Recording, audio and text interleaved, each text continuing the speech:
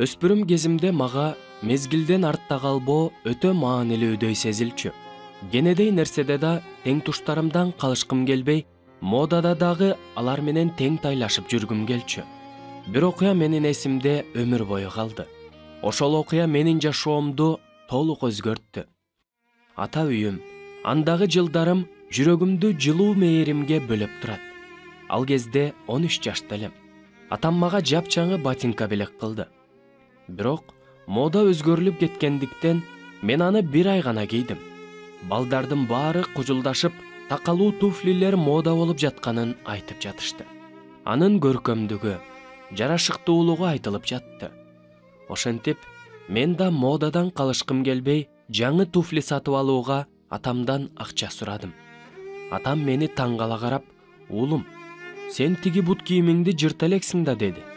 Мен атамдын каржалып, оор иштеп, аз эле акчасын эң зарыл нерселер менен тамак ашка бөлөрүн билчүмүн.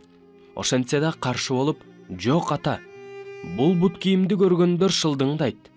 Жакында айлык аласың го, мага жаңы туфли керек" деп атам менен талашып кирдим.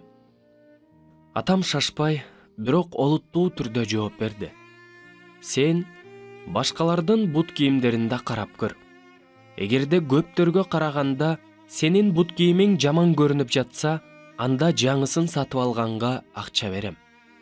Эртеси атамдын кеңеши боюнча мектептеги тең туштарымдын бут кийимдерин карап чыктым. Арасынан жыртылган, жамаачыланган бут кийимдерди көрдүм. Мен андайларды эч качан киймек эмесмин. Ал эми мода делип жаткан такалуу бут кийимди кээ бир гана балдар кийип жүрүшүптүр. Оюмда өзүмдү алардын катарына кошуп, башка эч нерсени ойлобой шашкалактап, эртең мектептин коридорунда така менен такылдатып басып баратканымды гана элестетип, мындай кубанычтуу кыял менен атамдын иштеген жерине учуп жеттим. Атам эски машинанын астында жатыптыр. "Оңдоп жатат", деди мага кардар. Май менен желимдин жыты мурунду жарган жерде атамдын ремонтту бүтүшүн күтүп турдум. Мүнөттөр жайжылып, аны менен кошо менин чыдамым да кетип баратты. Аягына чейин күткүм келбей, машинанын жанына басып бардым. Машинанын астынан атамдын эскирген, жыртылган бут кийимчен буттары чыгып турат. Атыгөл байпагы да жыртылып, буттары көрүнүп калган экен. Бул мага өтө аянычтуу көрүндү. Бут кийимдин түшүп калган таманын зым менен бекитип алыптыр. Такасынын ордунда ийри буйру мыктар көрүнөт. Көргөндөрүм жүрөгүмдү оорутtu. Бирок модалуу болуу каалоосу ал жакшы сезимге үстөмдүк кылып кетти. Уулум, бул сенсиңби?" деп атам ордунан турду. Эмне кылайын деп чечтиң? Айт." Атамдын бут кийимин карабаска аракет кылып, кечээки өтүнүчүмдү кайра кайталадым. Атам мага акча берип жатып, оор үшкүрүп койду. "Болуптур, сатып ал уулум." Жакын жердеги бут кийим саткан дүкөндү көздөй учуп күйүп чуркап жөнөдүм. Мынакей, мода делип жаткан туфлилерди кармалап, витринанын жанында турам. "Жеттим" дедим. Аңгыча атамдын эскирген, жыртылып бүткөн бут кийими эсиме түшө калды. Бизди, өзүнүн үй бүлөсүн багам деп иштеп жүрүп, бут кийими эбак эскириптир. Өзүнө эң керек болгон нерсени да албай, баарын биз үчүн деп келатыптыр. Ошондо менин акыл оюмда модалуу туфлилердин жаркыраган келбети негедир күңүрт боло түштү. Мен ошол көз ирмемде атамдын үй бүлөсүн кийиндирип, ачка калтырбай баксам деген жалгыз тилек менен гана жашаганын түшүндүм. Эгер атам мен сыяктуу болуп өзүн гана ойлосо, биздин үй бүлө эмне болмокпуз деген суроо мени эрксизден жер каратты.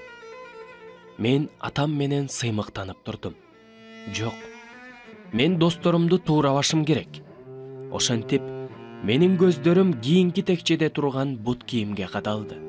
Атамдын бут өлчөмүндөгү бут кийимди алып, акчасын төлөө үчүн кассага келдим. Атама болгон сүйүү көөдөнүмдө жалындап турду. Жан дүйнөм болуп көрбөгөндөй кубанып жатты. Кайрадан атамдын иштеген жерине кубана жылмайып кирип келдим. Машинанын арткы орундугуна ашкан акча менен бут кийим салынган кутуну койдум. Атам дале иштеп жатты. Мен болсо шыпыргын алып, атам иштеген устакананын ичин жакшылап шыпырып, текчелер менен столдорду жакшылап иреттеп чыктым. Кечинде жумуш бүтүп, машинага келдик. Атам рулга отурганы жатып, орундуктагы коробканы көрүп, ачты да үндөбөй туруп калды. Бирок, сен такыр башка нерсени сатып алганы жатпадың беле? Деп, үнү бир аз калтырай чыкты. Мындай чечимди кантип чыгарганымды түшүндүрө алган жокмун. Атам менин көз алдымда жүзү жаркырап турду. Мен, анын уулу, андан үлгү алып, бардыгында атамдай болгум келет. Ушул адамды менин атам кылып койгон Кудайга чексиз ыраазымын. Таттуу сезимдерге жүрөгүм толгон мен, ага бир да ооз сөз айтып жооп берген жокмун. Атам болсо менин жан дүйнөмдү түшүнүп, мени мээрим төгө карады. Оор эмгектен чор болгон колдорун өспүрүм уулунун арык ийинине коюп, сылап турду. Ата, бул сөздө канча деген маани камтылган. Жаратуучу атаны камкор, боорукер кылып жараткан тура. Үй бүлөнүн башчысы болгон ал үй бүлөсү балдары үчүн өзүнөн баш тартып, чарчабай эмгектенгенге дайыма даяр.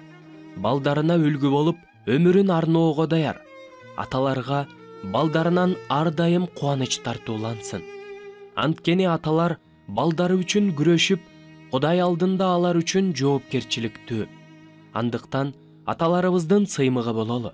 Ошондо бизге сүйүүнүн булагы болгон Кудайдан кайтат.